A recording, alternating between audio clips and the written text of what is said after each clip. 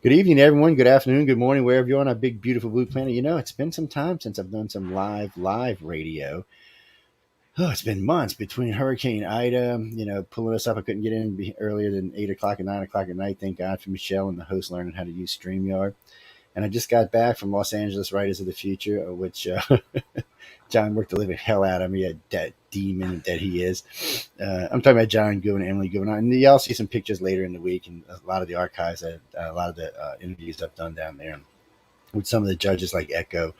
Echo Turner is a great judge. She's a lot of fun. She's an illustrated judge and she's a lot of fun. So is Tom Wood. They're both illustrators and they're both a lot of fun. And Tim Powers and all of them. There's a really bunch of great judges over there. I had a lot of fun talking to all of them. Had a lot of fun having dinner and eating with them and just hanging out and finding out who they really are. And what I mean by that is they give me carte blanche. I can do anything I want there. I can go talk to anybody I want anytime I want. As long as I can beat John from getting damn interview, I can get it on there. But anyway, guys, I'm going to say this and then we'll be showing up in just a second. But if you can, if you're an up and coming writer, or if you want to be a writer, or you think you're an illustrator with any talent, submit to Writers and Illustrators of the Future because if you win, they treat you really good. And it's a really good step in your career, can help you move forward. I'm not going to say everybody. I did see, for some reason, it seems a little bit easier for the illustrators and the writers coming off the win. Both years I was asking several illustrators pick up jobs while I was there. Writers is a little bit harder, but still several writers are out there doing that. Well, hell, one of them, Kevin, won the award and then put a trilogy out and it's got it published now. So it just shows what a little award can do to help you out. But it is blind judge, people, and trust me, I know this for a fact because I toured people up for a couple of years about, oh, you're full of shit. I don't believe it's real. Oh man, we're going to talk to Sean because Sean's a winner from there. Not a recent one, but a winner. But still, they told me, oh no, Joe, it's blind judge. Nope. It gets thing. All the judges don't know what color you are, what sex you are, what nothing. I'm like, yeah, whatever. How do you get in there? You got to slip somebody $500,000 just to get your story in there, which none of that is true, by the way. But it all turned out to be very nice. I will tell you this: if you do win, they're going to work the living hell out of you. You're going to get to meet all kind of famous people and all kind of people who can change your career, but they're going to work the hell out of you. But anyway, we have Sean Patrick Hazlett. It's nice, Sean. How have you been, man? I've been doing great. I Staying although busy. yes, as the world's been staying busy too. Like I think the last time, um, or I guess about a year ago or so, we talked about Weird World War III, which was Yes. that anthology that was about the U.S. versus the Soviet Union. What if they had fought a World War III? And it's like about a year and a half later, They're we're getting trying pretty to. close. Yeah, we're getting pretty close. Well, we are. And what what year did you win that Right to the Future? 30, 2017. 20. So what was that? 36? No, 35, huh? I'm just Uh, trying to think th- which book. 33, volume 33. All right. I'm just making sure I got it. I buy and give away a lot of these books, and they send me a lot of them. I give a lot of them away, and I get them. Well, all the ones behind me are all autographs, so they're not getting given away, but still. People, I gotta go through a lot of work to get them damn autographs. Huh? It's like a nightmare in there when they do the book reveal, and I'm telling you what, this year wasn't that bad because they only had half as many. The year before last, they had winners for 2 years. Watching them sign the books was like comedy gold.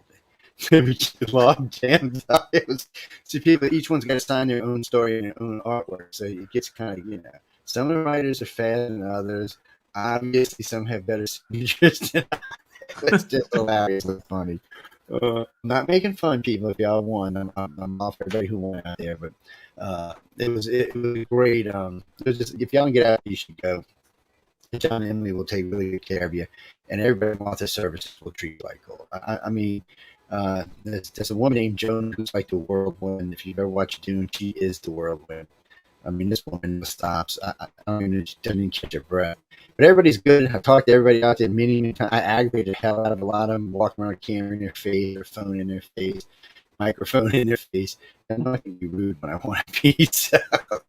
I wanted to push them. I wanted to see if they get angry or if they get mad or if they say something other than that's my job. I mean, that's what I go from press, man. I mean, that's what I'm doing. But I mean, you met him all, Sean. What do you think, man? Before we get into what we're here to talk about tonight, what do you think? A crazy bunch of people over there. Yeah, like they're all extremely hardworking, and they put together one of the best, if not the best, writing event every year, like writing awards ceremony. Even if you've Uh, been to like like Nebula Awards or Hugo Awards, they're nothing in comparison to the pageantry that they put together in kind of the L. Ron Hubbard's Writers of the Future contest awards. So I mean, hats off. It's really, I mean, you're in Hollywood. It's a real yeah, it's a real Hollywood gala event. event. Yeah, they bring you out in the limos and drop you off and put you on the red carpet for 2 hours, and everybody and the mama presses out there, snapping pictures, talking to you, and then you get to go do the gala for 2 hours, and it's a good day. The only thing this year was that they turned the air conditioner off because they didn't want it being picked up in the taping. That's you got to do it in October next year if you're gonna do that again. But it's great, people. I mean, what gets me is how professional everybody is, because a lot of these first time winners, they've never really been exposed to this kind of television before, or this kind of audience. Standing on a live stage in front of people can be unnerving for a lot of people. But they all get up there and they give this acceptance speech, and they really hold it together. I'm surprised they make it all week with all the work they put up there, because it's nonstop for these people. It's like an intense training course, ladies and gentlemen. But if you get it, all the writers I talked to really, really enjoyed it. All the illustrators as well. They have some great illustrators, some great writers. And like I was telling him, there's a guy in New Orleans hiring 100 people right now in the gaming industry, looking to he's been gaming to New Orleans. So a lot of jobs at 100 people at $100,000 each to start.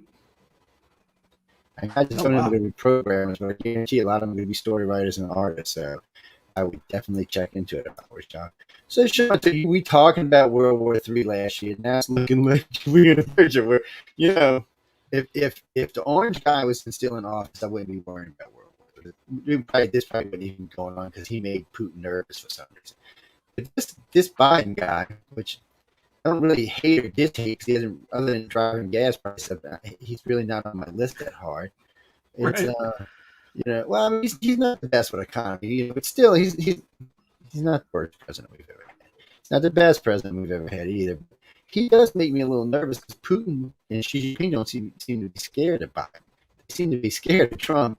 They don't seem to be scared of Biden. So I'm a little worried, because they may push it a little further with thinking Biden won't. And I don't know if he would or wouldn't.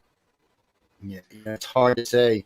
Would this guy go the extra mile? I mean, already it seems like he's the perfect one for you. So Poland wants to send them a bunch of their own planes, well, a bunch of Russia's planes they wanted to send to. We said no, but yet we're going to send them a bunch of helicopters. What's the difference? My understanding is the aircraft that they want to send. I think they're like MiG 29s or something like Yeah, that. something like that. Yeah. They're and again, I haven't looked too deeply into this, but they're much older Russian aircraft, and at the end of the day, they wouldn't. Not only would they not make much of a difference, but they would probably, um, you know, accelerate the loss of Ukrainian pilots. So the other issue too is like another question people might have is, well, why don't we just send them M1 Abrams tanks? Mm, Um, and again, there's nuances behind things like that, because M1 Abrams is a much more expensive tank than say a T-72. There, the parts would have to come from the U.S. We have to supply that, whereas for T-72s the parts are readily available everywhere in Eastern Europe. And then there's just the logistical footprint of an M1 Abrams is so much more complex and expensive. Because it drains like gallons to the mile, right? Like 1 mile, just to move 1 mile to consume, I don't know, something crazy like 25 gallons, right? So it's not like 25 miles per gallon; it's like 1 mile per 25 gallons or something like that. So you're dealing with this massive logistical footprint. So the way that you have to look at this fight is it's kind of the politics of good enough, the politics of getting the right equipment to the Ukrainians in as much mass as possible and in a way that they don't need a ton of training time to get up to speed. they can just use it right away.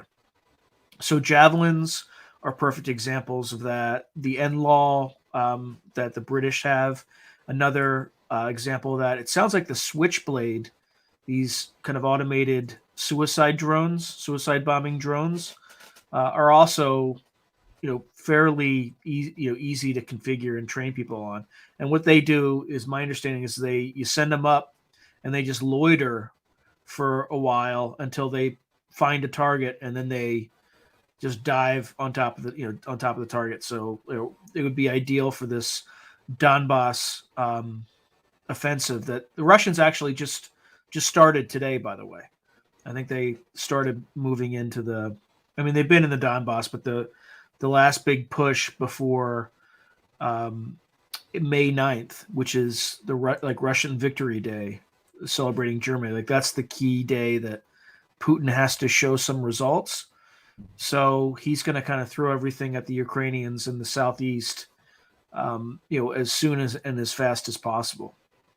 I think he has kind of three kind of operational objectives. The first is to subdue Mariupol.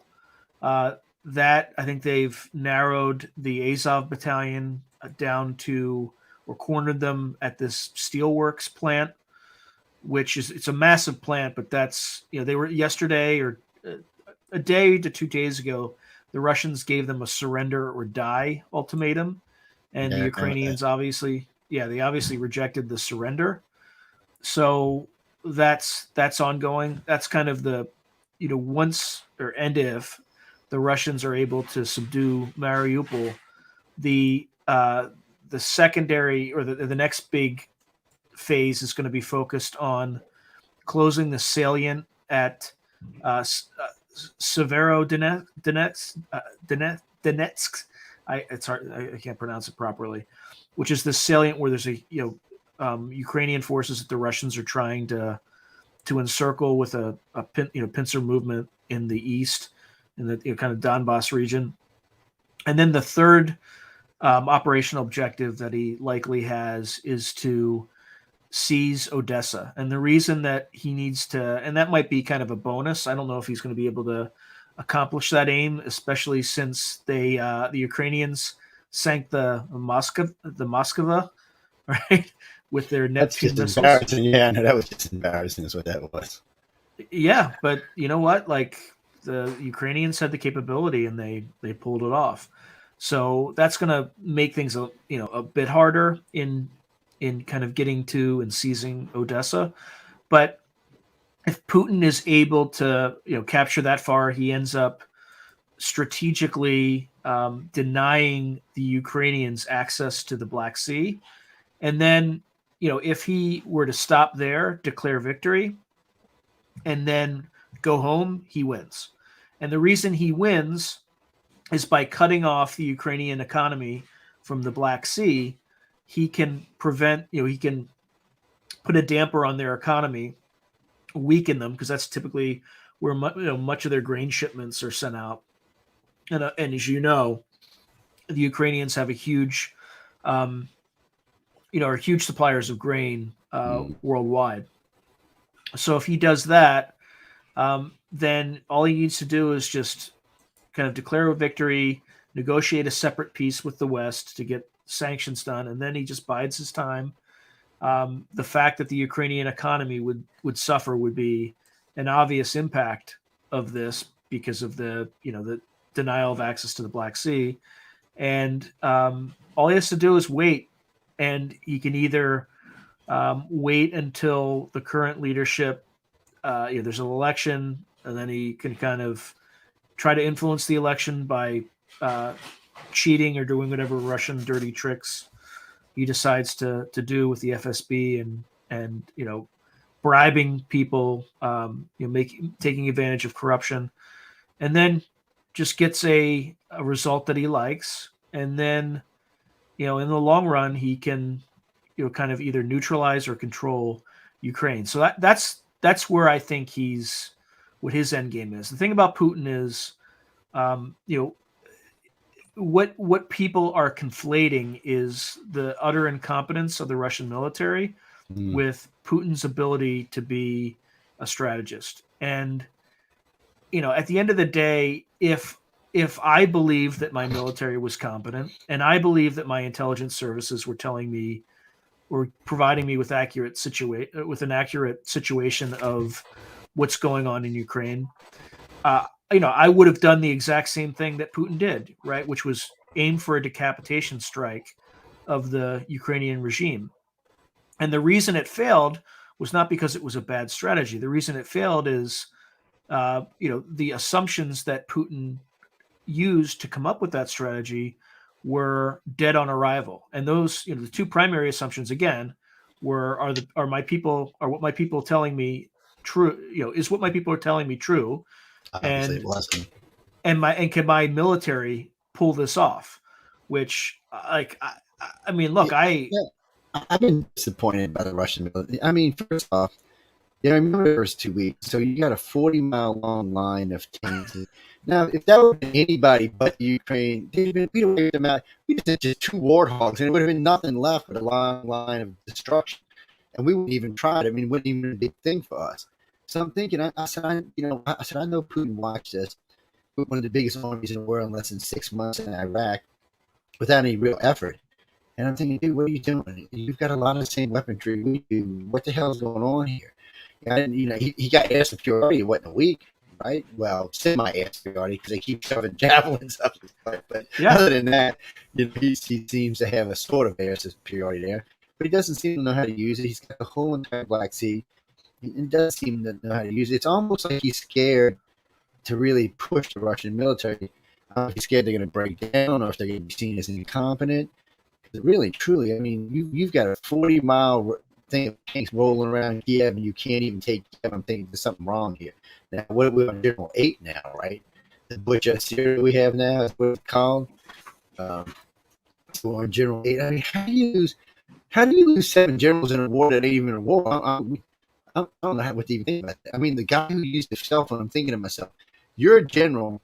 You can't get through to Russia, to Moscow, so you pick up your cell phone knowing they're tracking these cell phones.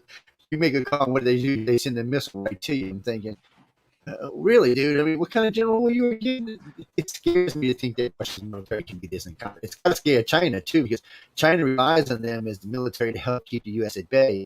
And right now, the U.S. is laughing its ass off going, dude, you'd be a fight for us. You'd have to use nukes, because without them, you wouldn't stand a chance. So, I mean, for China, it's got to be a little embarrassing, too. That's why they put all the nest eggs. It's just, I'm with you. I don't think Putin's been getting the whole truth. I think he did some things differently if he was getting one. He's got a pretty decent Air Force. I mean, he could shift a big chunk of his Air Force and just basically fly wing to wing across the country and start leveling. He hasn't done that. I mean, there's things that worry me, though, because if he gets in a bind, he may use something like mustard gas or a low yield, 2-kiloton nuke somewhere to end the war. Because I mean, he drops a 2-kiloton nuke, what's the Ukraine going to do? Surrender? I mean, what else choice do they have?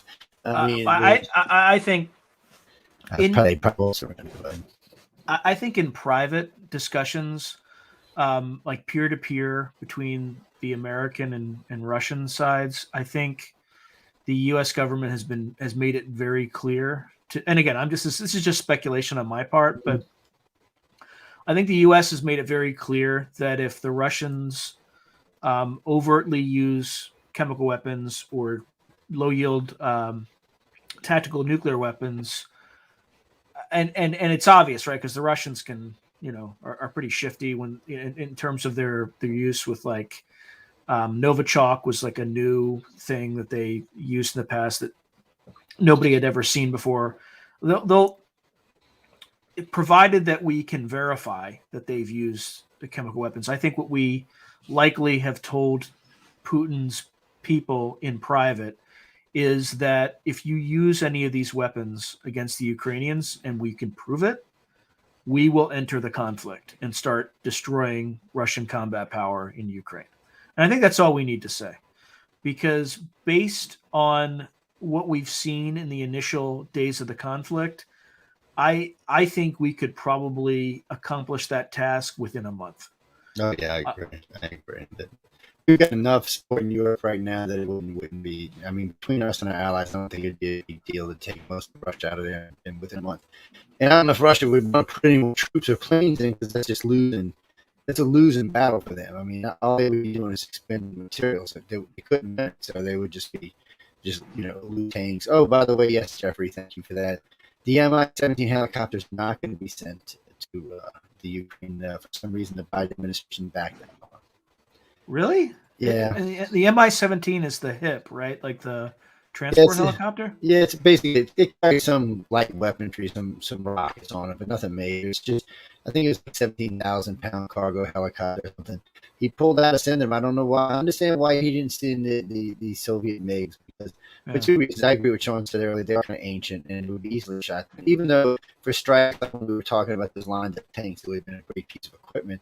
That's a little bit different. That's more of a direct attack on Russia. We're funding them with planes that can see helicopters and cargo planes that you can attach missiles to. We can't have if they stuck missiles on there. Not our fault. We're just sending them cargo. For some reason, he pulled that out. And I noticed a lot of the other package I see on this list here, a lot of this is World War II era crap. I mean, don't get me wrong. Things like houses, 150 millimeter houses will work against a lot of things. I mean, they'll rain hell on you all day long. But really, true, we don't really, our own military usually don't use weapons like that. Well, we have sophisticated drones and all kind of other little creepy weapons we got now. We've got robotic weapons. The United States is a whole different category than it was in its last two wars. So if you ever see us really deploy in a real force deployment, you see all kind of new weapons like you'll see. They'll probably, a matter of fact, thanks to Putin, we're getting the railguns back. We're taking the railguns off the Zimwalt destroyers because I think it's $1 million a round or something. Have you ever seen the original Zimwalt with her two railgun is a beast. So this thing's going through what is it? Bikini Atoll. It's got some old World War II airships left over from all the times we nuked them. They're all floating out there, right? This thing comes cruising on about 30 miles away, and just opens fire. It just basically just decapitates every ship out there. It's the top of. There's no way you're going to stop these things. They're going too fast, and they're too solid. You're not even going to shoot them down with missiles, or they're too small. Shooting down missiles and light armor is not going to hurt any. It's like cutting through the top of a ship with butter. So they decided to show you they had a frame for something they were building. I guess they decided to scrap. This thing shredded it like it was. I'm telling you, these guns alone get close to any navy. They don't even need any missiles, and you can see the Zimwalt. The Zimwalt is, I think, it identifies as a speedboat. That's how little it looks on radar. It's radar cross engine. So you're not even really going to know it's there until it's too late. And I'm telling you, you did not want to mess with this, and not including all the other weapons it has on board. But the destroyer with, I think, only 170 people. Put this in perspective, the World War II was usually somewhere around 2,500 to 5,000, depending on what kind of destroyer it was, or battleship. I mean, the carriers today hold 5,500. Just to put it in perspective, this thing's sailing around with only. It's got all kind of systems on it that rebuild themselves, recreate work cells, repair themselves.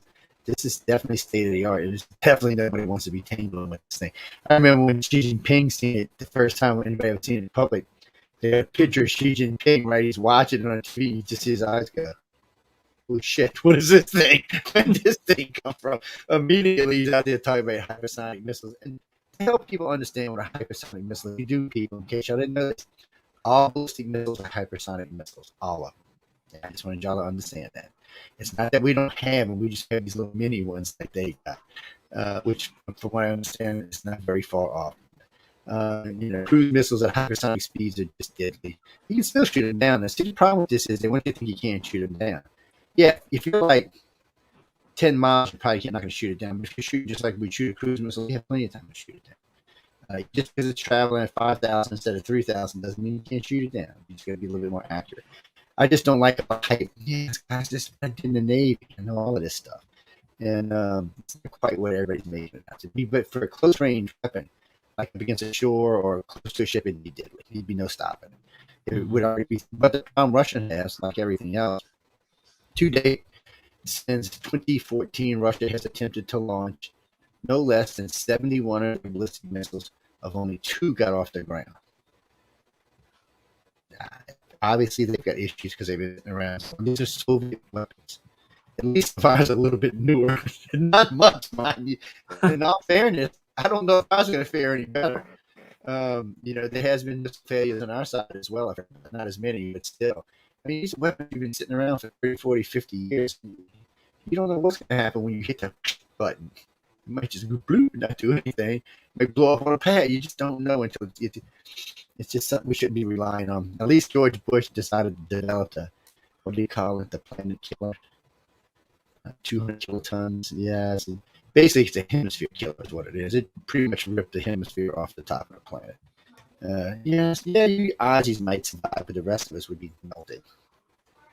I don't know why we need weapons like that. Sure destruction. I guess it is just sure destruction, isn't it? See, that's what scares me. What does Putin have in his arsenal that we don't know about? What do you think he's sneaky hidden weapons? He's got some nasty chemical weapons. I know that. I can't really talk about them, but he's got some nasty, things there. They still have, tactical nukes. We pretty much removed them from our arsenal years ago. So I think the Russians see it as just an, like an escalation, like staircase, basically. Whereas we see it's kind of more of an analog view of the world, where it's a continuous line of escalation, where we see it as digital, right? It's either no nukes or nukes, right? Yeah, and real nukes or no nukes, yeah.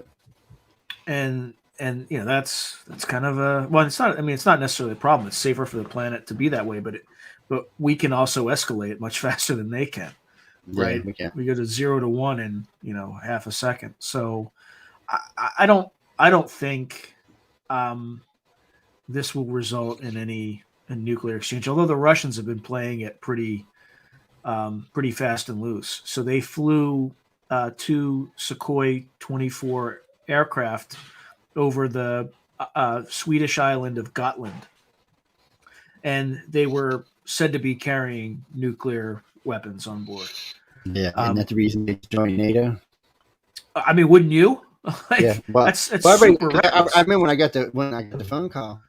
He said, "Joe, Scandinavian countries joining NATO. What the fuck is going on?" He says, "World War III starting." I said, "What are you talking about?" I turn on TV and sure, I'm like, "If you're dumb enough to fly a nuke over the top." See, that's one of the things I don't understand about Putin here. He's bitching about NATO. All he did was make NATO wake up. Now, NATO was snoozing on overdrive, just cruising along, not even thinking about Russia as a threat anymore. We were more worried about China, and even China we weren't really worried about because China wants to be rich like the United States. So nuclear war is not conducive to being rich. So we weren't really thinking about this, and then here comes Putin, going to wake up the whole planet. Now all of Europe's flipped out. They're spending more money on NATO. NATO's deploying troops along the borders now, which we haven't done since the Cold War. At one time we had 300,000 troops in Germany. Now we're talking about putting them back there. I'm like, man, come on. I mean, I think last I heard we were down like 50,000 over there. So that was a big drawdown. But it looks like they're going to put them back now. And we're talking about deploying troops in other places, in Poland and other countries. Before America knows, we're going to have 1 million troops deployed again. It's a huge army because you remember this, ladies and gentlemen, when we deploy 1 million, we have to keep 1 million at home. So that means we have to double the size of our military every time we do this. So at one point, our military was huge. It was spread all over 3 to 5 million, and it finally got under control after the Iraq wars and downsized it because we didn't really think there were any threats other than hotspots. But now, Putin's going to change that and make us have to escalate again. And it's just a waste of our money. We could be spending on something else. I'm with Elon. I'm ready to go to Mars, man. Let's stop trying to blow shit up on Earth. Let's go to Mars. I don't know if you heard Elon say this. This was great, though. Ladies and gentlemen, Elon Musk kind of reminds me of one of the James Bond movies, Moonraker. The guy who went up in space was going to wipe out the Earth because he wanted to make a perfect thing. So he wants to go there and establish his own colony with his own rules. Okay, that's fine. I can understand that. Then he's talking about establishing several colonies with their own rules under Elon Musk and developing weapon systems that can deploy to deter the United States and Russia from coming there without permission. I was like, wait a minute. Dictator woke up. What the hell's going on here?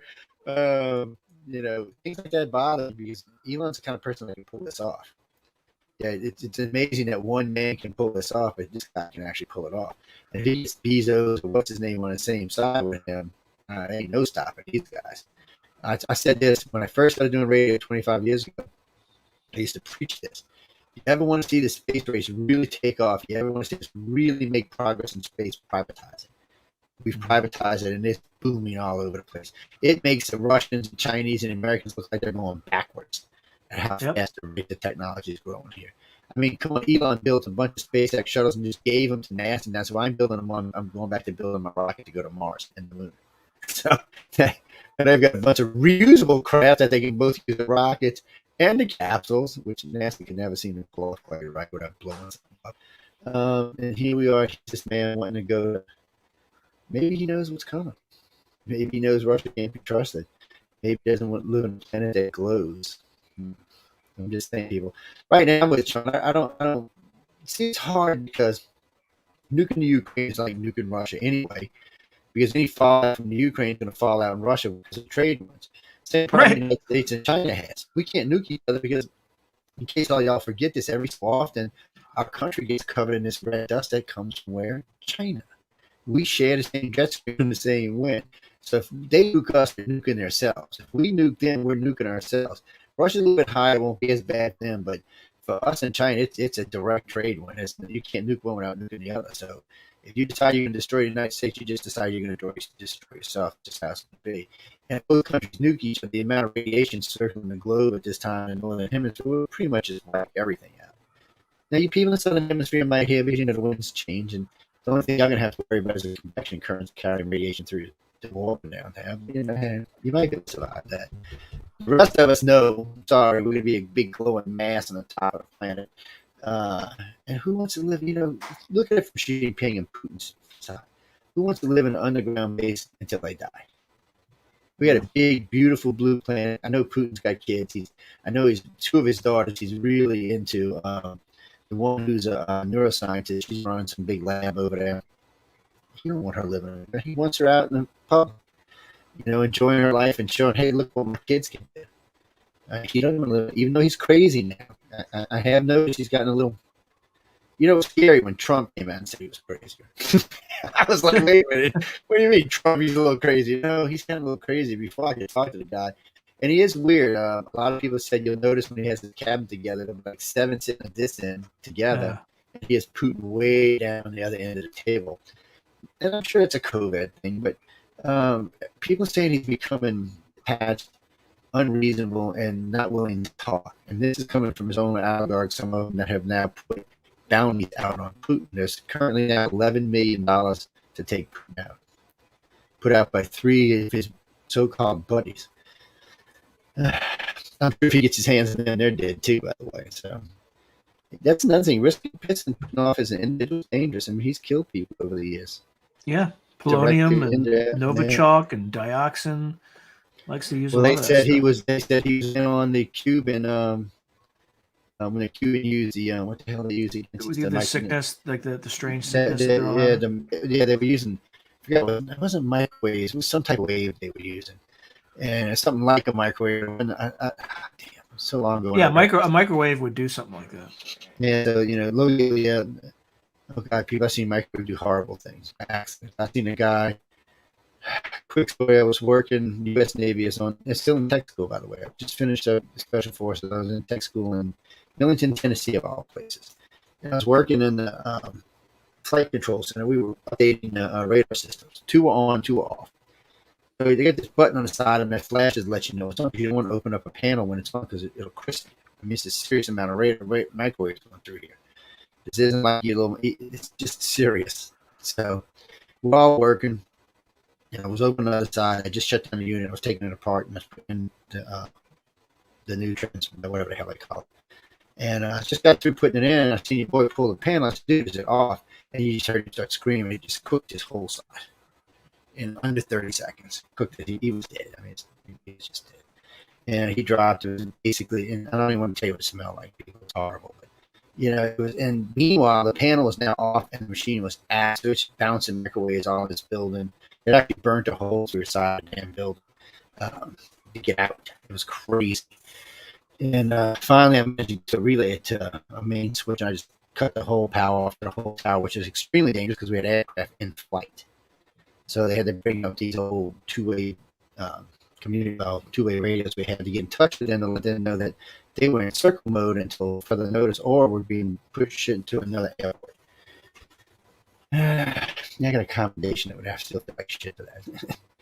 And it's like he said, you got a big old rib in the whole 9 yards. I said, you can keep it. The dude died. I don't need no accommodation for somebody dying. It aggravated the shit out of me. It should have been, it was one of the things that just shouldn't have happened. It should have just never happened. And this guy wasn't even a rookie. I mean, he was actually one of the instructors.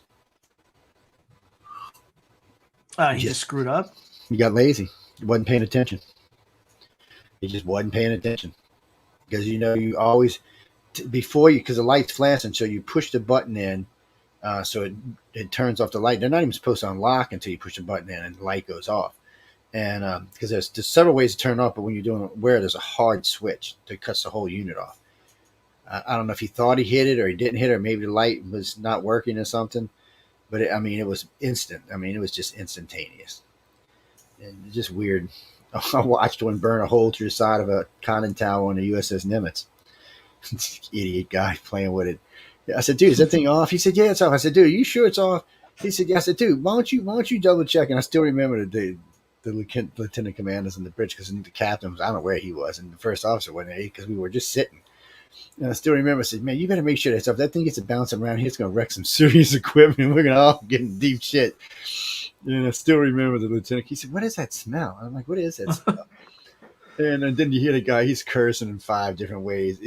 All of a sudden, you see daylight coming from underneath the equipment. It actually went melted through this. And you got to remember, this thing's reinforced to take bullets and explosions and shit. I was like, oh, I'm not telling the captain. I said, I'm not on duty, and screw y'all. Well, I wasn't in charge on duty, so I still remember this poor lieutenant commander. He says, man, my first day on the bridge, I'm going to get fired. I'm going to the break. I was like, did he get fired? No, but he got a lot of shit over it. We all had to go see. We all had to go to captain's, man. I still remember. He said, Joe, what's going on here? He said, you've been on my boat for a while. I said, I had nothing to do with it, sir. I said, I asked 30 times, is it off? Is it off? Is it off? Is it off? I said, he outranked me. What can I say? He's like, yeah, not anymore. He doesn't. I got promoted to get demoted. It was like, okay, man. It's just shit that happens. I mean, what happens is it gets intense when you're on this. Same thing for these guys over in the Ukraine right now. These Russian guys didn't want to fight. You could see it in their face. They thought they were on maneuvers. They had no idea they were going to kill people. And it's hard to kill someone you ain't ever killed anybody before. That's what makes the U.S. so dangerous. We've got 50 years of trained killers right now, and pilots. We've been fighting, for the last 50 years. So we're dangerous. But no, the rest of the world ain't like that. Russia hasn't. When's the last time Russia did anything? Well, we'll say Syria, but that was a joke. Afghanistan was the last time they were really involved in anything. They got their asses handed to them over that, thanks to over the shoulder rocket launches. Yeah, which were sending the same things. Yeah, so we're doing the same. That's the Ukraine, and that's another thing. It doesn't look like Russia could, even if they could take the Ukraine, it doesn't look like they could hold it. I don't know if they've got the people to hold it. I mean, what's Russia, about 180 million people now, and probably only 40 or 50 million of them are fighting age. No, they have 144 million, and that's down. That's down from 148 million in 1992. That's not good. They're going down, and I mean they're a big, huge country too. And last I heard, they're older than their age. Over 60 age was almost 50% of the country. So I don't know, man. I mean, how do you go to war with a country like that? Yeah. Well, that's the other thing too. If you look at the age group that's pre-prime military age, it's shrinking. Yeah. So this is the last time they're going to be able to do anything, and they're going to burn through this generation. Then after that, they're not going to. They could have a demographic collapse. So this is the last. This is the last chance that Putin had to do anything like this. But after this, they're done. Well, he can go borrow 300-400 million Chinese now. What the hell? What's 3-4? I'm sure Xi Jinping will have. Look, dude, I give you 300-400 million just to get them out of my country, man. I'll loan them down with no expectations of getting them back, Putin. You keep them, whoever survives. Yeah, actually, you raise a point that I haven't even thought about. Like that's a potential point of leverage of China over Russia, whereas the Chinese say, "Hey, look, we might be able to get you out of this bind, but it's going to cost you." And then, Yeah. we might see the same, like the reverse thing we saw in Korea with 250,000 Chinese soldiers that show up overnight and, surprise the Ukrainians. That said, the Chinese actually had a pretty good relationship with Ukraine. There was a lot of trade between those two countries. Yeah, that's what I So heard.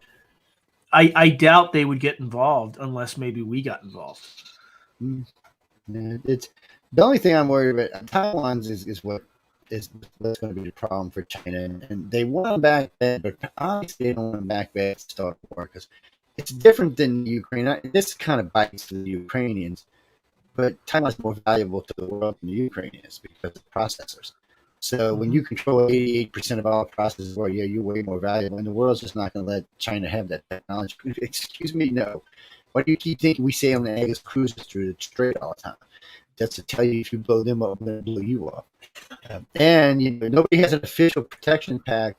Technically, the United States is an unofficial protection pact with Taiwan. No one has an official one. I heard the other day, several world leaders speaking to Europe about this, and they're like, "No, this is a no-no. Sorry, China, but we'll consider this a no-no. We have to get involved." Yeah. China don't have 4,000 nukes. China's got 400 nukes, and a lot of them are garbage nukes. So we're not so much worried about those getting shot down. Unfortunately, when you have 4,000 nukes you put in the air, you're not going to shoot them all down. The United States can come close these days if all 6 of its missile defense shield is active. But I never know. It changes from president to president. We work on it, we close it. We start it, we close it. We open it, we close it. We close it, we open it. I don't know what kind of shit we got anywhere right now. I know when Reagan put it institute, it was supposed to be a 3-tier missile defense shield backed by a 3-tier laser defense shield. One of them was supposed to be the airplane that flies around shooting down. Last I heard, we had that pretty down pat, not complete, but really shooting to shoot down several missiles now. Not what they wanted it to. We were also putting one in space, and we have a ground-based laser. And then we're supposed to have the Patriot system, which just goes up and flies into them. We're supposed to have another that blows up pellets around and destroys them. We got another one that's a low yield tactical nuke, probably a kiloton. Not maybe a half a kiloton. Something that can take out a missile right as it starts to open in Malta warhead. We can take them all at one time. So that's all supposed to be there. If that's true, then really the United States is pretty much protected from a missile for the most part. But the rest of the world isn't. And it'd be time. I think we could treat China's missiles. But I don't know just many of them. Last I had, China was up around 458 or something, but I think Russia's still sitting at 3,775 with another 3,000 warheads probably laying around, not on missiles. Same thing the U.S. has done. We got around 4,000. We probably got around 4,000 laying in the warehouse that hasn't been destroyed yet. But they're not actually on missiles, but it's still different for us. We know that our submarines, all 18 of them that carry nukes, those nukes we know work for a fact. We also know they're multiple warheads, and we know one submarine can produce slave rates to Russia. So we don't have to even depend on all the others. As a matter of fact, I read a story just this morning about this couple that live about 5 miles from a missile silo in Missouri, and they were talking about that one time there was 10,000 of them there. Now there's one active missile for every 100 empty holes in the ground. So we still have them. It's not as much. We still have the ones in Tennessee that I ran into, but I think we would probably use our subs, make it faster, cleaner, quicker, and less chance anybody shooting anything down. Bam, thank you, man. But I know we got one that carries 18 warheads at 30 kilotons of warhead. That's a lot of nuke. Kenny Fight says that's a lot of nuke. 30 kilotons is not the biggest we have by any means, but you're dropping 18, that's just a lot. That's going to cover a 20, 30-mile area. It's going to devastate everything. Cities, buildings, people, plants. It's just, and we still have a neutron bomb, which for some reason we don't like talking about. We developed it, and then we said, oh no, it didn't work. And then we tested it, and then it did work, and then I'm not going to develop it anymore. And then Baby Bush decided to redevelop it, and that was the last I'd heard. Yeah, it's also. I thought they declared it. Yeah, because it destroys, it kills all living things, but doesn't. So people, doesn't what damage Sean the and I are property. talking about is a nuke that, especially if your electronics are off, It will devastate plants and animals. It will leave the buildings and the electronics and the vehicles all intact. So within 2 years, actually less than 2 years, you can roll in. And remember, since all the plants are dead, it's not going to be any vegetation or anything. You can roll in 2 years and start replanting. All you have to do is bring bacteria for the soil. And it should have been declared inhumane because it's all it's designed to kill us, nothing else. It's so that it's like if we decided we wanted to use these against China, we could just go in and take over Beijing and Hong Kong and all the rest of their cities. And it's just something about this weapon that's just. I'm hoping that it got put back on the shelf because for a long time they couldn't get it to work, and then they got it to work, and then they got it to work in a low yield capacity. So that they could just like hit one city, such as Beijing, and kill everything in Beijing, but really nothing else around it. And then you just roll in and take the city over. I don't know. Those kind of weapons scare the crap out of me. They scare me more than what Russia's supposedly 150 million kiloton, 150 kiloton nuclear got, which is pretty much enough to wipe out London. I mean, not London, England. One nuke, boom! Where'd England go? Oh shit! Sorry about that. It was overkill there, Boris. But what do you think about the European leaders? I mean, they go back and forth so much. I don't even know what to think about them. So Angela's now retired, but I hear her talking all the time now. Oh, she's terrible. I mean, she's the one who got him into this mess, right? Like she's the one who wanted to decommission all their nuclear reactors, and by doing it, it was fairly obvious 10 years ago that she would be beholden to Russia. With their natural gas pipelines and things like that. And what happened? Well, she's beholden to, or Germany's beholden to the natural gas pipelines, which is why like they appear to be the only barrier to blocking sales, to shutting down sales, because it would devastate them. That's why it would devastate their economy. And I remember when Trump was bitching his butt off about this. Why are you buying fuel from our enemy? What is wrong with you? And she's also one of 2 million Muslims in Scandinavian countries. Y'all notice, ladies and gentlemen, for almost 70 years, the Scandinavian countries only had liberal leaders. Angela Merkel led in 2 million Muslims. Their rate went up 1,400%, and guess what? They all have conservative leaders now. Yeah. That speaks volumes. And most of Europe just switched over because we're all for bringing people into our country. America is built on immigrants. I'm not going to hate. Prefer to come here legal, but still, I'm not going to hate because almost everybody here is descendant of an immigrant. But unless you're Native American, I guess then you might say you're not. But for the rest of us, we're descendant of immigrants. So I'm all for immigrants, but why do we always have to take all the bad ones? Why can't we take some good ones from time to time? Maybe like when we want to go to college, and things like that. I mean, it's always seems like we got to take everything that's bad. And why don't we do a little bit better job of going through people coming into our country? I mean, obviously, there's some bad people. There's a lot of good people that get in. I know some a lot of them. I someone worked for my company, but the thing of it is, we let in a lot of bad ones. There's no reason for it. It's like when they start moving people around in the middle of the night. So I'm in New York, I'm doing doing an interview with Blasio, right? I pull in the airport. It's 1:30 a.m. I get off the plane. There's like 20 airplanes out there with just tons of immigrants coming off. I'm going in the middle of the night. So I thought, not seeing things. The next morning, I read New York Times. Guess what? It's in the Times of all places because they're so liberal. It's in there scary. And they start talking about what the hell is going on. Then I find out 20 other states happening. So I come home. I'm in New Orleans. I went to go see my doctor, blood work, just routine. There's a line of Hispanics around the building. Down. That's what's going on. She said these people getting tested for COVID. They're illegals that were brought in on buses the other night from Texas. I'm like, what? She said about 8,000 of them. I'm like, so why do we have to move around at night? If there's nothing wrong and everything we're doing is an up and up, why do we have to move people around at night? So, I just don't understand that. It's politically unpopular, so these just politicians. Like that's the way they operate. They don't do anything above board. Yeah, but it should be legal. I mean, I don't understand why nobody goes to jail first off for illegal immigration, since this does belong. This is a Congress's pointed problem here, and we get so certain things bother me now. If you go back to Reagan and Clinton, and before them, presidents didn't destroy each other when they took office. Okay, so even though Reagan took over after Carter, he didn't go back and reverse everything Carter didn't go back and reverse everything. Well, neither did Clinton. Clinton used a lot of what Reagan did to his advantage to help boost the economy and get us out of debt. If he was smart, he played off the existing president.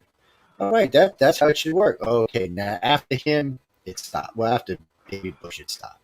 Mm-hmm. So now when we get a president in, first thing he does is basically goes back and vetoes every bill the other president did. And then we start from scratch. And now, and then Trump did it to Obama. Of course, Biden did it to Trump, and so on and so forth. And then Obama did it to Bush. So for the last 4 or 5 presidents, this has been our theme. Well, nothing gets accomplished when we do this, ladies and gentlemen. Obviously, the United States was oil independent, and the economy was in great shape before we took over. So I understand that we want to become a green country, but not at the cost of everybody in the country. I mean, think about what you're doing here. And then remember, every electric car on the road today gets its power from coal. So is it really a green car? Yes, you need to ask you that question. Currently, right now, it's a fact. You don't even have to look it up for yourself. Currently, to make one electric car is equivalent to 5 gas-powered vehicles. One, you got to get the lithium from Afghanistan through strip mining. Mm-hmm. Oh yeah, that's so far down the green thing. It's not even funny. Then it's going to be shipped over to Japan, then shipped over to Taiwan, then it's shipped to the United States, and then it's parts assembled here. By the time the thing gets here, it's used up so much green gas in our country that it's nowhere close to a green vehicle. Elon Musk was the first one to admit to that. He said, yes, it's great for our country now. He said, but not until we're either on all nuclear power, all solar power, or all wind power. He said, until then, this is no better than any gas vehicle on the road because it's getting its power from coal or natural gas. Doesn't make it green, people. And it's just sad that we lie to ourselves like this. I don't know, so we feel better. Let's try the truth for a change. Oh, I don't think the truth's going to work anymore in this country, though. Well, even like nuclear power, like it's an obvious clean solution, but people are after Fukushima are terrified of it. But it's one of the cleanest forms, and it's baseload power, whereas solar and wind are intermittent, so you can't guarantee it, right? You can't have your grid going down. I don't know, there's lots of ways. I mean, we got Yucca Mountain now, so. All right, guys. I got some friends that work at different facilities around the country. Well, the WIP facility is where all the medical waste and stuff like that is stored, and there's no weapon grade waste there at all, or not even reactor waste. That's all stored at Yucca Mountain. Yucca Mountain's got all kind of signs around it, and they're even done in weird pictographs and stuff in case, like 10,000 years from now, we don't speak the same language. It says "Danger, do not open." So right now, that's where we're keeping it. And 10 to 15,000 years, most of the waste in there will be inert. Now, in all fairness, we could shoot it into the sun. Somebody said, why don't we shoot it to the moon? I said, because you ever seen that TV series 1999? It's not going to the moon, man. I don't care what anybody says, it ain't going to the moon. But besides, we might want to live on the moon in the near future. So, but they could shoot it into the sun. It wouldn't even hurt it any. You could just shoot nuclear waste, and it would dissolve long before it even got into the sun. It would just be gone. And the amount of radiation at the foot of the sun anyways, it's not even going to be noticeable by anything we sent there. So there is ways you can get rid of it. I know it's a little dangerous shooting it on a rocket in space. I kind of agree with that myself. But maybe a space elevator might be a little different way of getting it up there. But meanwhile, we do have the Yucca Mountain facility, which can store all of our waste from our weapons and our reactors for the next 10,000 years easily. And the thing is great. There's no leak. There's no problems with anything leaking. I know people work there. I got a friend of mine in trouble at the WIP facility. That stuff. They had a big meeting going on, right? And they wanted the big open areas where they stored the waste. So they're all sitting there. So I cropped in a UFO behind them and put it online. Oh man, it caused all kind of shit. It caused all kind of shit. People thought, of course, they thought the picture was good because it looked really good, and the way the craft fit into the room really nice. I'm thinking, how did you think that thing got down there? I mean, really, the hallway is not that wide. It was just hilariously funny. But it went over, and I actually remember, Joe, can you take that down? She said, my boss is losing his mind over this. I said, wait, it's got to know it's fake. He said, it doesn't matter if it's fake. Everyone in the world thinks it's real. I was like, I'll take it down. It was just one of them stupid things. I was bored one afternoon, did it.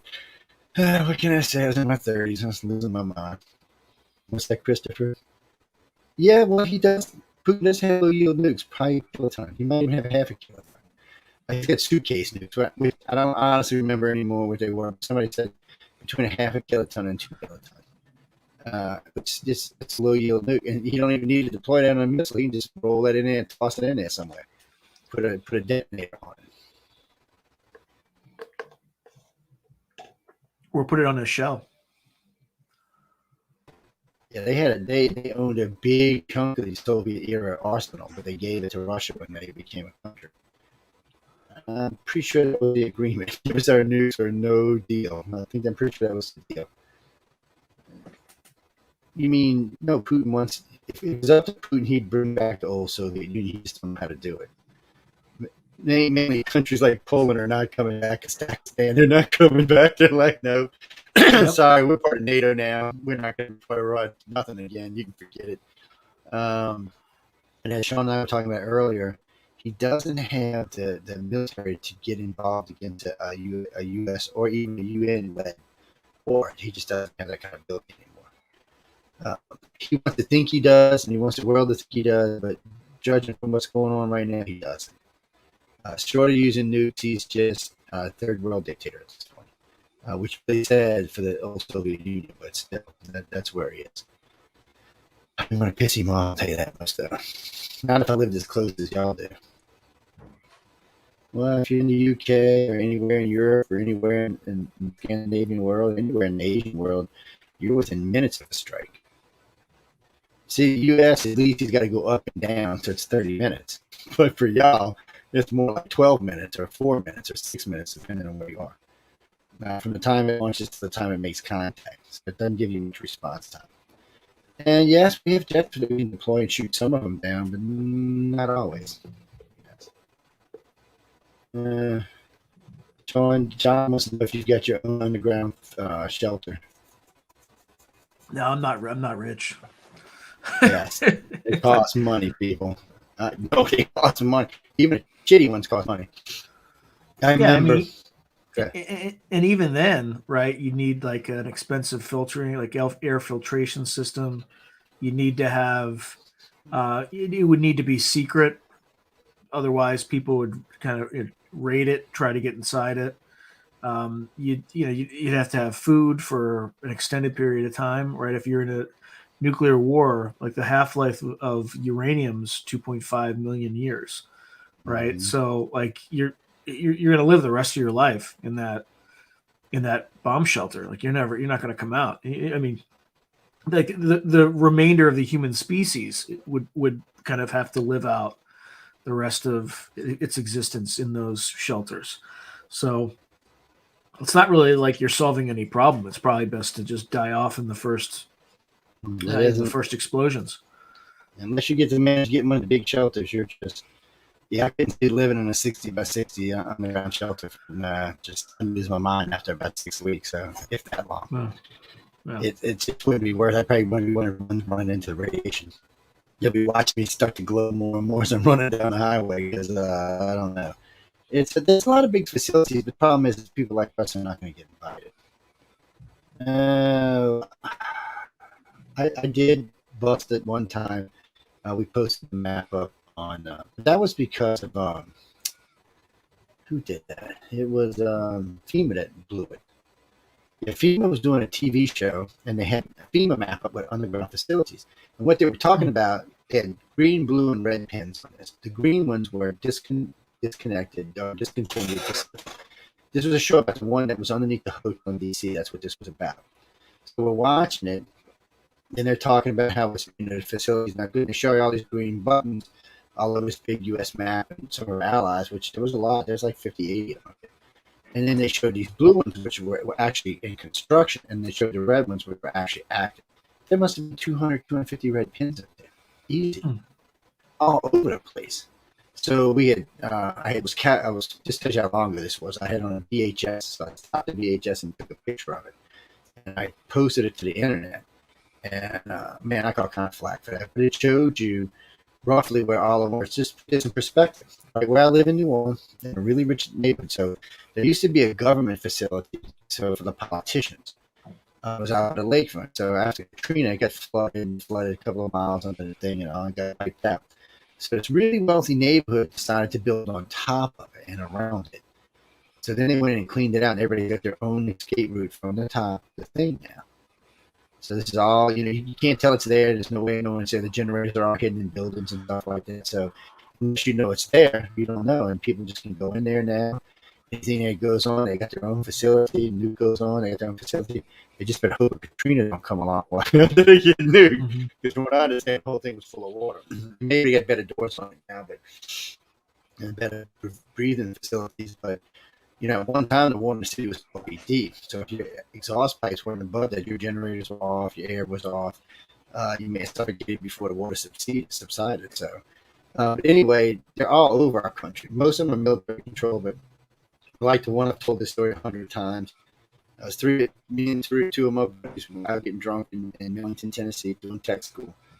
And we climbed this fence. We were shit-faced. We were shit-faced.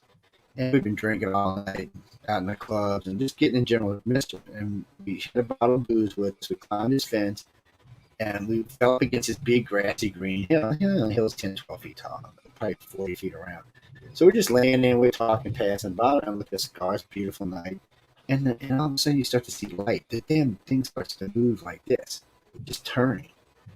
Of course, we were drunk. We thought, oh, come on, man, we're all just drunk. We're just seeing things. And then you see the daylight. It's like light, and like, and look, and there's like 6, 7 SPs standing in front of me. I'm like, oh, shit, what do we do?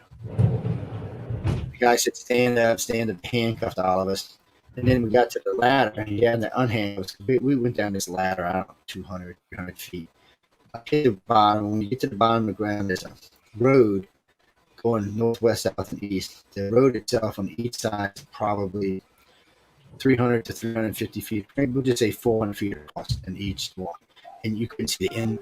I have no idea where it ended. We were just looking at these things going, what the hell? And the guy goes, and some guy shows up with a golf cart and drives us to the cafeteria and gets us all a hamburger while we're waiting for the captain to talk to us. The captain comes and talks. He said, you have any idea where you are? Just sit on the military base. He starts laughing. This evil laughing. I'm like, oh, shit. He said, I'll just tell you, top secret military facilities, and you're not supposed to be here. He didn't see the big signs outside the bunk. I said, no, sir, we were drunk. By now, we're all pretty sober, too, because we were in shit. And he says, have you seen anything? I said, I've seen 8 guys, a cook, a hamburger, you, and a golf cart. He started laughing. He said, all right, you can go. He said, now, he made a sign agreement saying we'd never speak about it. And, of course, we didn't until like 30 years. And as best I can tell, it was a huge facility. It was definitely a silo base, but there was more than that there. Just because of how wide everything was, you could tell they were moving aircraft around there. They were moving all kinds of stuff around down there. How far it went, I couldn't tell you. I know generally I can see about 10 miles in a distance, so it definitely went that far. Any more than that I could take because it got dark. It looked like the lights came and on as things were moving around, like the lights were sensitive that way. But I bet you it's still there today. I bet you we fly did it in, so it's still there today. And it's a big ass facility underneath that big ass Navy base. It's in Millington, Tennessee, and the Navy station up there. The place is huge, by the way. I wouldn't even know what to tell y'all guys. I would tell you don't go get nosy because it's deep inside the base. We were on the base when we went into this fence inside of the base. They would rent you. You go horseback riding and take a boat out or a trailer out or whatever, go out camping. There's lots of ground out there to do that kind of stuff. And we just figured this was another place we roamed into it. They never give me a name. I asked, I still remember to take a message. If I tell you a name, you're not getting out of here. I said, okay, never mind. I'll shut up. I said, I kind of got your point after that. I still remember we see our captain the next day. And he looked at all three. He's like, where are we going? I said, they told us. Actually, I looked at him and they told us we would never get out. And he just started laughing. He was in one of them kind of places, huh? He said, all I can tell you is I was told to you not to talk about it. I said, don't talk about it and go back to school. And that was the end of that. And I went back to class and we talked about it, together for a while. We didn't talk about it with anybody else for a long, long time. I have no idea what it was. All I can tell you is I guarantee there's some nukes there. Whatever else was there. It was a cafeteria that looked like it probably handled 400 or 500 people easy. So I have no idea what was down there. And it was weird because I do remember one time seeing one of the roles for the base. And it looked like there's about 3 times as many people on the roll that could actually live on this base, even though it's a huge base. There wasn't that many dorms and that many houses on it. So I never did understand that. So it must be people that are flying active duty somewhere that just are, charged out of the base. Because the Navy does that sometimes. They'll make you a home base, but you may be somewhere else. I don't know what it was, guys. All I can tell you is don't go walk on a damn base. And if you're listening to us right now and you're on this base in Millington, Tennessee, please don't go walk. But whatever you do, don't mention my name, okay? Just don't. Say Stephen Bissett told you, yeah. Yeah, tell him Stephen Bissett told you. That works, yeah. Oh, no, tell him Richard Dole told you. Yeah, there you go. I'm sorry, I'm just teasing, Steve. I'm just teasing. I'm not getting anybody in trouble. I was just teasing. What's that, Kirby? Oh, Kirby's asking both of us if we take the money to go to the Ukraine. You mean $3,000 a day? What you talking about? I'm not thinking so. Hey, Sean, you going over there for $3,000? That's not bad money, man. Get shot at. I mean, If you go over there, you're going over there to die. Like, look, like U.S. like Army, Marine Corps, we're spoiled, and we're spoiled in 2 ways. Number one, we never have to look up because we always have their superiority, right? The Air Force always makes sure, and Navy always make sure we have their superiority. And number two, we have the best logistics in the world, right? So, and this is also high intensity conflict. It's different than kind of Afghanistan and Iraq. It's just, you got to get used to constant shelling, and the Russian way of war is a lot more brutal. Now, if we went over there as part of the U.S. military, it's a lot easier because the Air Force would systematically destroy strategic Russian targets, high value targets, HVTs, and then would work its way down to tactical targets, right? So, you go over there, you're going over there to die. There'd be nothing flying in skies, and it would be nothing, no anti-aircraft, anything on the ground. Our planes are great for hunting and stuff. Well, I usually find we just usually send in like X-117 or something to get rid of it. Well, they're stealth, that's why. All right, I agree. The F-22 and the F-35 are both stealth now. I'm not going to argue with you about tactical stuff. They have both stealth. Actually, I'm pretty sure we just delivered our last F-35 just recently.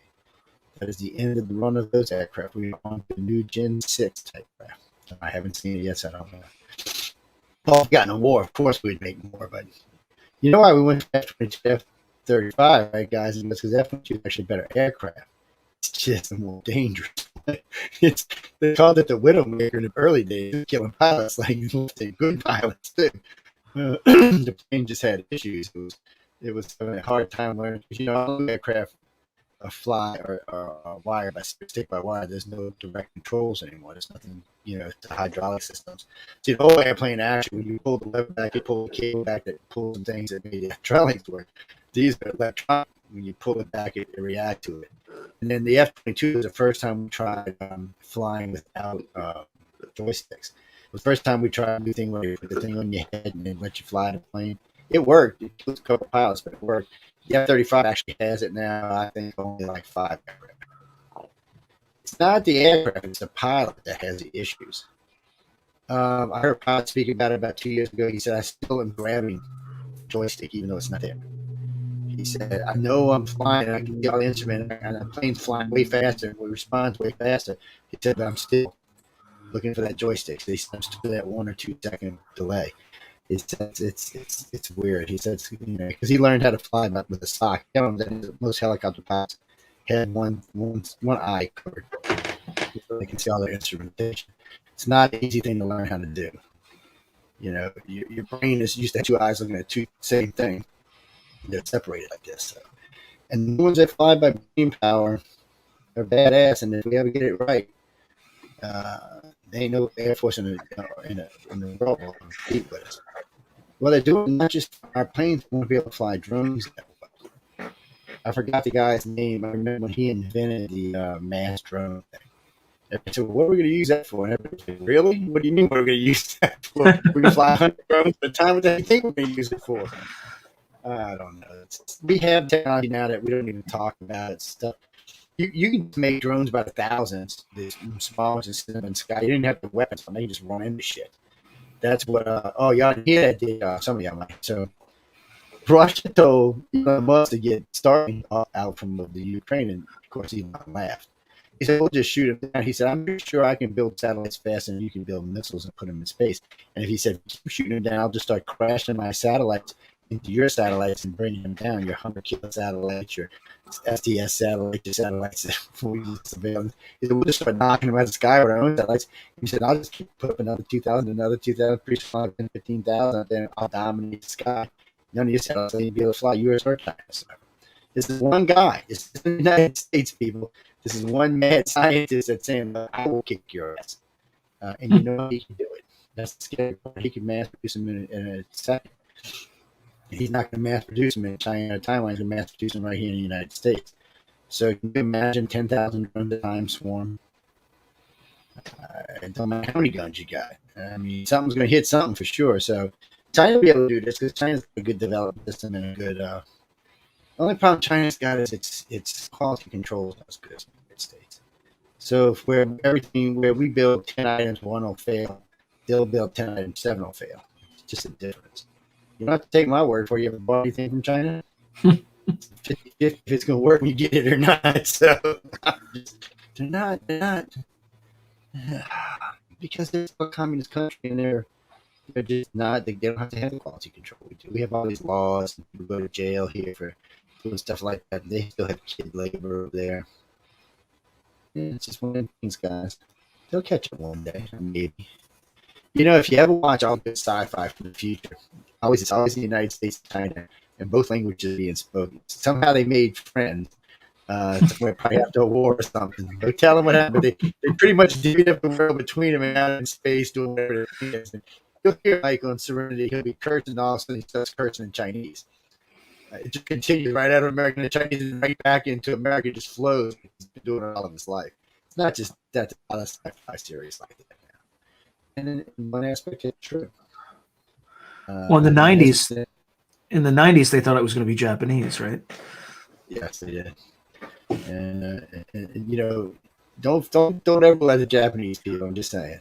Remember, they conquered China not once but twice. And the second time they conquered China by trading bowls of rice for guns. And that's exactly what would happen this time because China is not a self-sufficient country.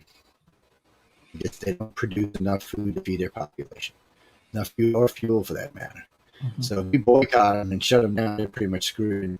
And Russia helped to an extent, at least with fuel, they could. Food, they'd have a hard time with, but it would be hard. It would be a hard nation. I don't think Xi Jinping wants to live like that. Xi Jinping went to college over there, but he spent a lot of time in the United States after college. He took some special courses, and he did a lot of travel in our country. And he just, in a way, he wants to be America, but he wants to be the emperor of America, is what he wants. He likes our system, except for he thinks we should have one leader and not switching leaders all the time because it causes us problems. And in some ways, he's right. We're not ever endorse communism in our country, so he likes the United States. He likes the money. He likes the people. He likes the way we live. That's what he wants. Don't forget that 300 million Chinese now live like Americans. They're kind of like our Europeans, however you want to say it. And in another 100 years, 700 million will live like us, which will give them the buying power. Only the person who will compete with them will be India, unless we just go on a breeding page in this country. So, we can do it. I mean, we got more women than they do. Sean says he wants about 15 kids, 16 kids, maybe 17. You want some kids, man? Look, do it for the country, man. That's all I can tell you. So all the rest of y'all listening tonight, take a shot and do it for 10 kids. Hey, when I was growing up, my friends had 10 kids. Not my mom. She would have had a heart attack. She had 2 kids. So. Oh, look, it's not hard for me. You have to convince my wife to do that. Wife, 10 kids, wife. She'll be like, this guy. Get the hell off this hand with this guy right now. You're banned from ever going back in this show again. 10 kids. It's people have 10 kids. I mean, it's not like it's a plague or anything. So just figure like this: if the Z-Geners, 1/3 of Z-Geners would have 10 kids, we would jump up 600 million in no time at all. And if their children did the same thing, we'd be right up in China's butt. And America's actually got a different kind of country, so we would support a lot of it. Yeah, I'm with you. I don't want to people in the country. It's just like, I find it crowded enough as it is. I couldn't Yep. even imagine living like Beijing or Mexico City, for that matter, where there's 22 million people. I mean, come on. There's so many people in Mexico City as there is in the state of New York. Mm-hmm. What do you mean? You mean where I live? Am I a strategic target? I don't know. Sean, you a strategic target? I don't know. I used to know in the old days. New Orleans isn't exactly. If you did cities because it's a port, yes, it would be a strategic target. That'd be like third wave. Yeah, Now, I guess it depends on what's there, right? Like, now where I live on the Gulf Coast is different. We have 4 military bases here and an NASA base. They would nuke to some bitch place in a matter of a minute. Ooh, I wouldn't even know what happened. I'd see a bright light and I'd be in heaven or wherever I'm going. Still, that would yeah, be the end of it. they would go after the missile bases first, right? Yeah. So like Iowa and Wyoming and Colorado, like Heartland would be glowing. yeah, Nebraska, like they'd be glowing. What's that, Dean? You know what? I have heard that some of the solar panel farms and some of the windmill farms are on top of bases. That's probably true in Texas. That's probably true. A lot of wasted territory. As long as it's gaps in between, I mean, and those windows are pretty far apart, so you could easily put sideline between them. We don't need as many. It's only 4,000. Yeah, back what was it? I think the height we were like 15 and 16,000. But now we're somewhere around 3,600, 3,700. That's a lot still. I'm not, you know. Well, Reagan started it, and other presidents followed suit, and slowly but surely, as Russia became a democracy or whatever you want to call it these days, we started with nukes. What we should have done is got with the UN and demanded that no other country was allowed to develop them. Like China and Pakistan, we should have just went in and took them away from them. Iran, it just should have been something that was allowed. For safety of the planet, for that matter. Because eventually, if you wouldn't let the rest of the world have them, eventually the United States and Russia would eventually phase them out. All but a handful of them. Yeah, just enough to blow each other's capitals up. And it would have been a different world, but no. Now we're going to be building them again. Watch what happens. Mark my words, the United States instantly started building nukes. We already had some program that had started under, I think it was Big Bush, but and Obama didn't get rid of it. Something Trump did either. Upgrading our nuclear warheads. Bigger warheads, better missiles, more accurate, faster. Yeah, and then now this just shows us we need them, which I don't personally think we do, but you can bet the politicians and their buddies are going to be spending money on nukes next. And from what I heard just yesterday, we're talking about converting 4 of our submarines back to carry nuclear weapons, our cruise missile submarines. We have a few cruise missile submarines. And by the way, our cruise missiles can carry nukes, just in case y'all didn't know that. Not huge ones, but they can carry like 10 kilotons and stuff like that, which is enough to take out like Dubai or any city in the Middle East. Yeah. You mean Tehran? I don't know what I don't even know what to think about Iran half the time. Well, I got a lot of friends in Iran. And we actually have about 90,000 people listen to the station in Tehran. What's funny about it is the people don't seem to be American haters. The government does. I don't know. Have you ever been? I have never been to the Middle East. I don't know. I don't want to go to the Middle East. Sean, you want to go to the Middle East? Sean said he's ready. He's packing up. He's going to get the wife, and they're going to have 10 kids in the Middle East.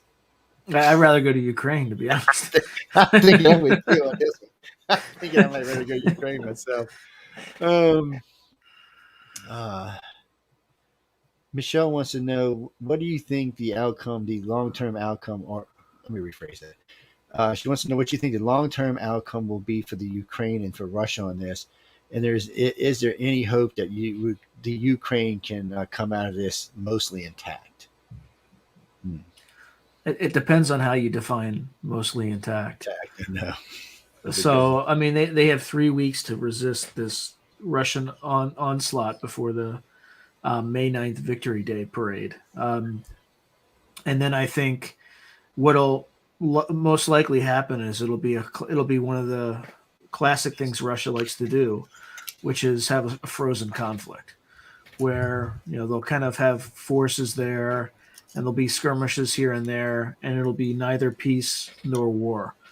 But I think the good news is it's not going to manifest itself as what it looked like at the very beginning, which was a complete overthrow of the Ukrainian government. I think it's just going to settle into an uneasy, um, you know, situation where there's neither peace nor war, and Ukraine will end up being a buffer state that will be more likely to side with NATO than anybody else. But I think Russia's got bigger problems now. They've kind of demonstrated to the world, like Putin can't turn back because if he does, He the loses only trade. memory people will have is of an impotent and ineffective Russia, like Russian military, and he has to dispel that as soon as possible because otherwise he'll have problems in the North Caucasus.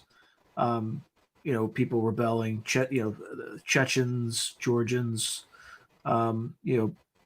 people in Dagestan, like in that whole area, people are going to start to push back against Russian power because the perception now is that the Russian military is not necessarily weak, but just incompetent.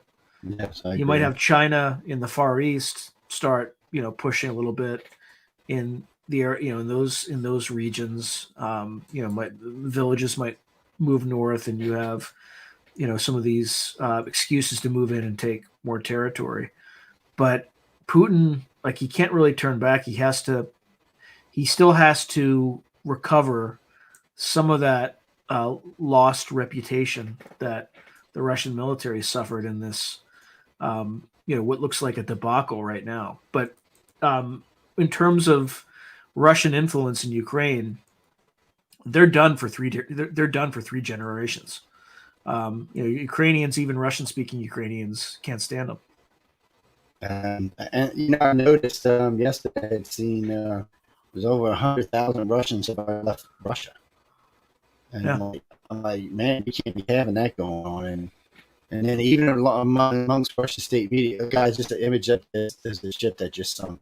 Um, Even Russian state media is amongst itself now, and I don't know how that's going to play out for Putin. I mean, I know they have to agree with what the statement is. Putin, of course, Putin said a dozen times this isn't a war.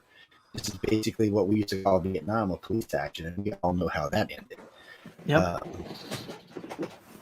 yeah, there it is, burning away. When I heard the report on this, they said it was a magazine that blew up, and that's what initially caused the damage. And I have seen, I've personally seen, I've heard magazines blowing up on ships before, but usually it's caused by something.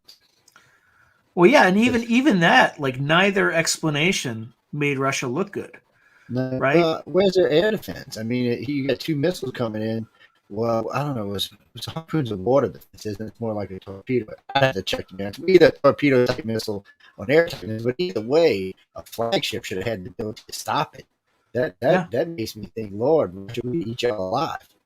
Um, I just don't even know what to think about that. I mean, it's a flagship. It's the most advanced ship in the fleet, and it got taken out by some Ukrainians with a. I don't even know what to think about that. I just don't. I'm sorry, people. Oh wait, we can see a redhead. She makes me furious. Let me turn her off. She's become state media. She's going to work for NBC now. See, that shouldn't be allowed. See, because of her job, she shouldn't be allowed to work for NBC because that's just basically state media. She's Yep. just basically another arm of the state media. Uh, no, I'm not talking about her. She's weird. I looked up her and her husband. She's actually thin, not pretty, but she used to be a little chunky thing. Her husband still is, and she's not what she says she is to be. It's I notice more and more in politics. A lot of times, what you're listening to is not actually what you're getting. Hey, I don't make politics up, guys. Recently, at an interview with like Rich Nato, turned out she's not quite as crazy liberal as she sounds on television. Maybe that's why she's leaving. She's a gun generator. Goes shooting her gun with her wife every Sunday and takes her boat out every Sunday and goes fishing. Doesn't sound like liberal to me. No, it's what I'm saying. There's some other stuff she said. It just doesn't sound all liberally to me. I don't know what to tell you. It happens. No, I'm with Sean. I don't. Unless don't give Putin a way to save face, and yes, he may be forced to use something. I think he personally be better off using a tactical nuke than chemical weapons. I think the world would hate him less. They hate him either way. But if you use chemical, have y'all ever seen? I've seen what chemical weapons do to people. One of the first things we learned in the Navy and Special Forces is what can happen to you if you're exposed to this, that, or the other thing. Some stuff, by the way, I still haven't heard the name of in public yet. That's scary, isn't it? I think he'd be better off with a nuke. If he had these ones, because something like mustard gas or some of them or anthrax or something, they're horrible. They kill in a miserable kind of way. At least with a nuke, you're dead. Unless it's radiation, you're dead pretty quick. I'm hoping they don't use it. I'm hoping he gets what he wants and he goes home. What do you mean? Do you mean Europe let him keep a Black Sea port? Maybe not, but he's going to keep southern part no matter what. So he'll probably renegotiate so that they can have a port to get in and out of it. That's the reason he went into Georgia primarily originally. It's because he needed a Black Sea port. When the Ukraine took over, they kept all the ports. That was his biggest bitch. We don't have a port on the Black Sea. We need a port on the Black Sea. Well, now he's going to have two if he keeps this one. So, I don't know if Europe will let him keep it. They may keep the sanctions on, make him give it back. He's going to keep territory no matter what because he has to save face. Yep. You got to remember, he has to save face in here. We all agree what he did is shitty and wrong. But if he can't save face here, this is going to escalate. And so we need to give him that. We don't need a president going around telling him what kind of murderer he is. He already knows that. Again, he has to save face. It's no different from our world leaders. In this case, if he doesn't save face, he's going to probably do something drastic. Let's put it this way. If he's already knows for sure he's going to be out and everybody's going to hate him and everybody's going to be trying to kill him and he's just screwed his regime up for good, then he might do something worse. Mm-hmm. If he thinks he can maintain power, which he's not going to, this is going to hurt his power over Russia pretty good. So it's maybe his last term in office, maybe. I already said that as last two, so let's not count him out until he's out. But he makes me nervous. Not as nervous as other people, but he makes me nervous. What do you mean? I'm more. Is that for me? Oh, okay. That's for Sean. So, how do you say it? Selma's writing in from Battle Creek, Michigan. Hello from Battle Creek, Michigan. I've never had anybody write in from there before. They want to know if Biden scares you more than Putin does. If Biden what? Scares you more than Putin does. He's got to pause and think about it. That's not good right after that. I mean, politicians, I mean, I hate to say this out loud, but politicians in this country really don't matter. Like, and I know that the term deep state is thrown around. Like it's a bad thing, but we do have a deep state. By deep state, I mean a permanent federal bureaucracy of people who are experienced and have been in positions of authority for, a decade or more. And those are people who kind of make sure that there's a continuity between two different administrations. And I have confidence in those people. In terms of the latest politician here and there, not a lot of confidence. Those guys are just marking time. They're just there, just figureheads. The people who are recommending the decisions we made. Now they make decisions, but those decisions are highly sanitized and weighed, and generally the best, the best options are presented to them with the appropriate risks are explained. So I'm confident that our government, whoever's running it, will make the right choices. I mean, so far right now, he's actually, aside from the infrastructure bill, which basically caused inflation, Other than that, he's in dealing with Russia. He's actually been remarkably calm at a time when Putin has been extremely reckless. We already talked about the Sukhoi 24 aircraft with Mm-hmm. nuclear missiles on board flying over the Swedish Gotland, that little island in the Baltic Sea. Like that's extraordinarily reckless. We're not doing things like that, but what we are doing, in supplying javelins and 155 millimeter howitzers and these switchblade autonomous suicide bombing drones, Stinger missiles. Like we are extracting through Ukrainian proxies a tremendous cost on the Russian military, and we're not, and we're probably providing or sharing a ton of intelligence and things like that are helping the Ukrainians target the Russian invading forces. So I actually think he's been remarkably calm. The real test is if Putin does something crazy, like use a tactical nuke, which I personally think that's even worse than using chemical weapons, because chemical weapons, have already used in Syria. They demonstrated their capacity to use it, and you can counter that with a conventional response. The key question, though, is if somebody uses a tac nuke and we don't have or utilize tac nukes in our arsenal, what's our response have to be? And the tough thing about all this is I don't know the answer to that. It's a tough question. Maybe there might be something the Navy can use. Other than that, I don't think the Air Force even keeps anything low yield anymore, as far as I know. And I know we're supposed to have some for our cruise missiles. We're supposed to have some tactical missiles. They have to be fairly low yield. What is fairly low yield? 5 kiloton, 10 kiloton, 25 kiloton. I don't know. In the old days, I said 2 kiloton. That was only 2 kiloton was actually good for those. The last I heard, he had, well, dose the rest. I don't know. I know we still got something that goes on the tips, but what the hell they are kind of worries me. There, I don't think they're going to be something. 1 kiloton sounds like a lot, people, and it is really a lot in the grand scheme of nukes. It's a baby nuke.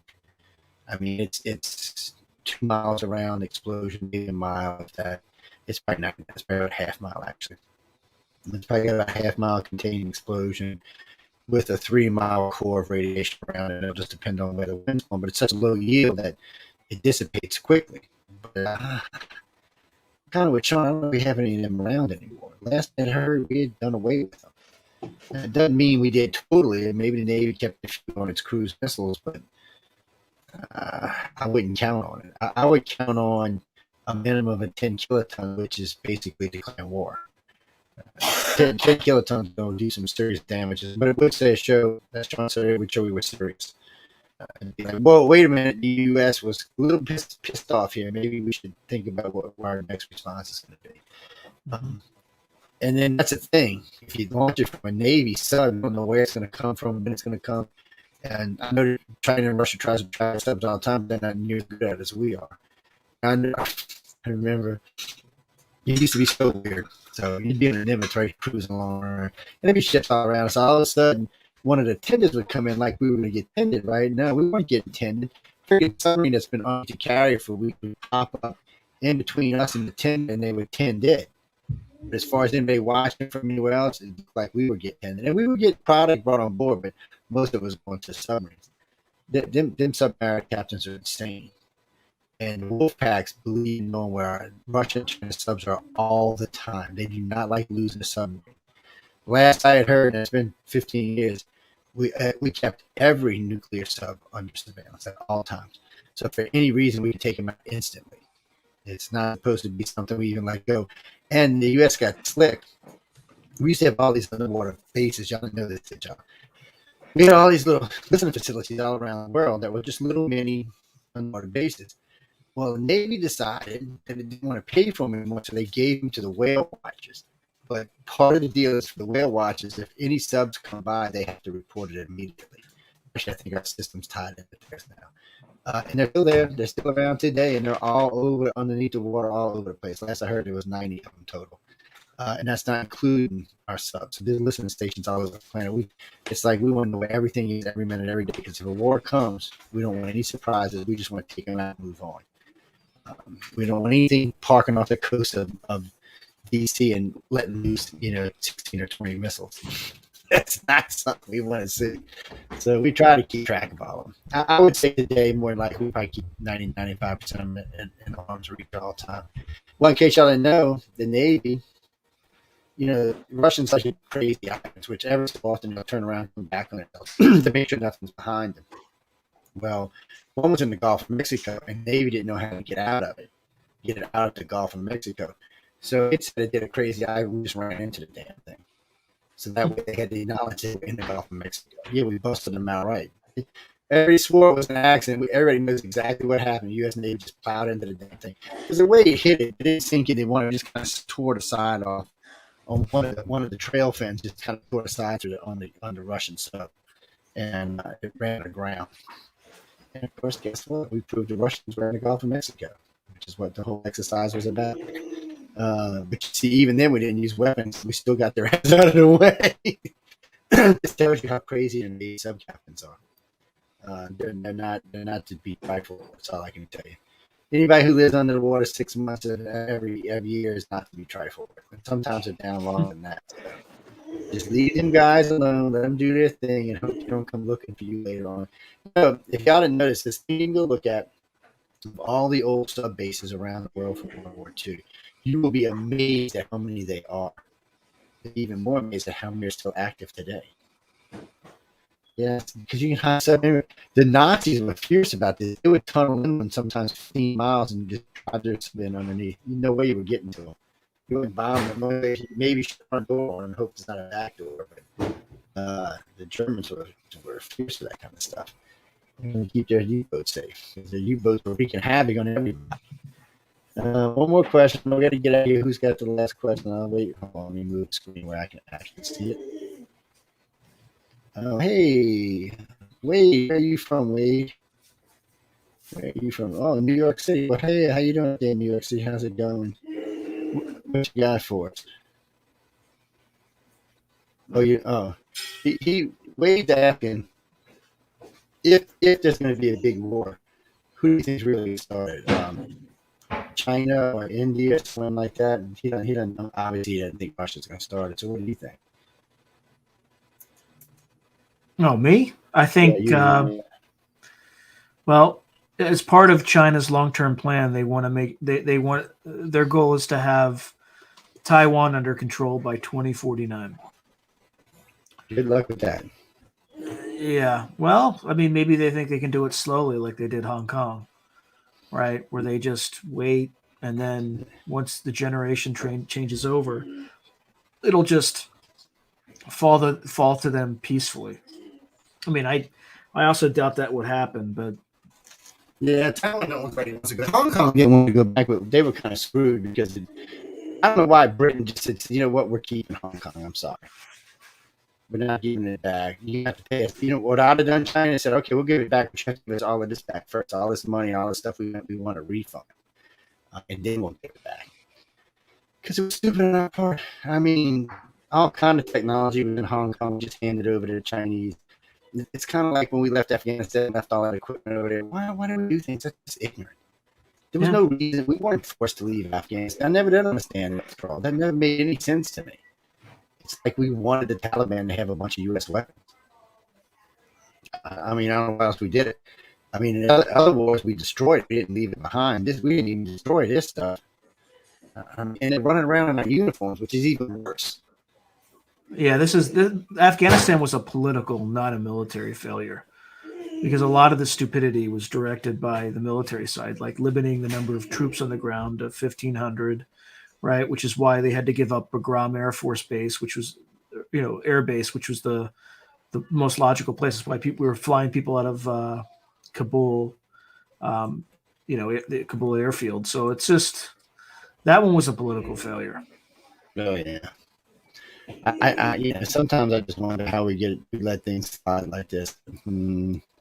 Unfortunately, we don't have any personal control. Guys, girls, we got to go and realize it was 7 o'clock. I got another show coming up in a minute. They're going to run me out here. Coming up next is the Horsefly Chronicles with Julia and Bill Syracuse. They'll be on in about 5 or 6 minutes. I'm going to switch over to you in a minute. Sean, give me your address where you can find you at, and email, stuff like that. Yeah, so you can find my website at seanpatrickhazlett.com. I also have a YouTube channel called Through a Glass Darkly with Sean. Definitely encourage you to look through that. Lots of content on the Russia-Ukraine conflict. Also on Twitter, I'm Sean P. Hazlett. And then you can also find me on Facebook, Instagram, and MeWe if you want to, look that far. Free Twitter. Go Elon. Twitter, baby. Free Twitter. So every time I get to 10,000, they throw me off on Twitter. So every time I get to 10,000 on YouTube, they throw me off. They hate me. It's gotten personal now. I don't know what it is. It's gotten personal. Everyone else leaves us alone. Every time we get going making money on YouTube, they throw us off. And we were doing really well on Twitter, and then all of a sudden, Twitter went through whatever Twitter's been going through. Off we went. We got to 100,000. They'd always say, "Well, we're spamming." I said, "It's the radio station archives." I said, "There's the same archives every week. Why you say we're spamming? Oh, we're spamming." I got tired of arguing with them, and I finally just said, "Okay, we'll just keep a page until." Oh, don't forget, we're also on LinkedIn, people, so you can find us over at LinkedIn. If you're nice at LinkedIn, use it.